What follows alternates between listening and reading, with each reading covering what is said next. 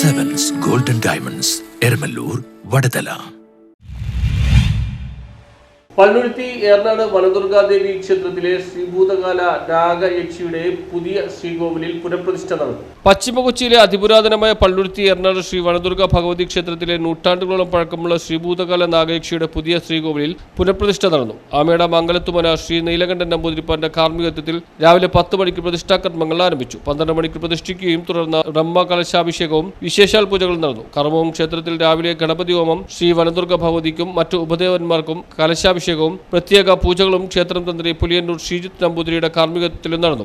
പശ്ചിമ കൊച്ചിയിലെ അതിപുരാതനമായ ഒരു ക്ഷേത്രമാണ് പള്ളുരുത്തി ഏർനാട് ശ്രീ വനദുർഗ ഭഗവതി ക്ഷേത്രം.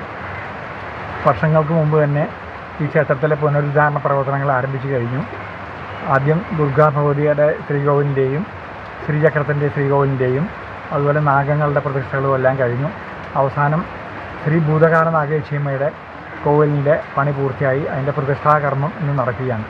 കേരളത്തിലെ അപൂർവം ക്ഷേത്രങ്ങളിൽ മാത്രമേ ശ്രീ ഭൂതകാല നാഗേക്ഷിയമ്മയുടെ പ്രതിഷ്ഠയുള്ളൂ. ഈ നൂറ്റാണ്ടിൽ വളരെയധികം പഴക്കമുള്ളൊരു വിഗ്രഹമാണ് നമ്മുടെ ഇവിടെ സ്ഥാപിച്ചിട്ടുള്ള ശ്രീ ഭൂതകാല നാഗേക്ഷിയമ്മയുടെ വിഗ്രഹം.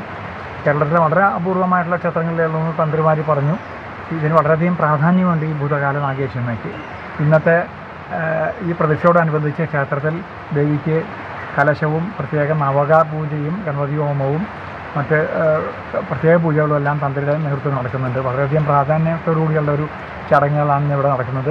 ഇതിന് ശേഷം ഭക്തജനങ്ങൾക്കായി അന്നദാനമുണ്ട്. ഈ വിശിഷ്ട കർമ്മത്തിൽ പങ്കെടുക്കാൻ ഈ പ്രദേശത്തുള്ളവരും മറ്റു പ്രദേശത്തുള്ളവരായിട്ടുള്ള ഭക്തജനങ്ങൾ ഇവിടെ പങ്കെടുത്തുകൊണ്ടിരിക്കുകയാണ്. എല്ലാ ഭക്തജനങ്ങളുടെയും പൂർണ്ണമായ അനേകം ഭക്തജനങ്ങൾ മംഗളകർമ്മത്തിൽ പങ്കെടുത്തു. ഉച്ചയ്ക്ക് ഭക്തജനങ്ങൾക്ക് ക്ഷേത്രം വക അന്നദാനവും ഉണ്ടായിരുന്നു. News bureau, Palluruthy.